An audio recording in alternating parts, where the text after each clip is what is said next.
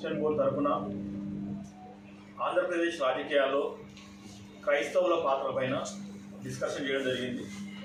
మేము ఆంధ్రప్రదేశ్ రాష్ట్రంలో క్రైస్తవ ఓటర్లుగా ఉన్న మేము ఇప్పటి వరకు కేవలం ఓటర్లుగానే వాడబడుతున్నాము. మా క్రైస్తవులకు రావాల్సిన హక్కులు కానీ నిధులు కానీ ఇంతవరకు మాకు ఏ పార్టీ నుంచి రాలేదు.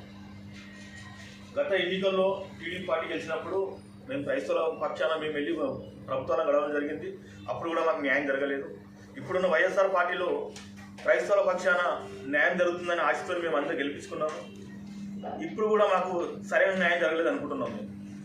మేము ఏ పార్టీలకు సంబంధం లేకుండా మా క్రైస్తవులకు ఈ ఎలక్షన్లలో ఏం చేస్తారు మీరు అనే ఒక స్వచ్ఛమైన హామీ తీసుకొని ఓటేయాలనుకుంటున్నాము.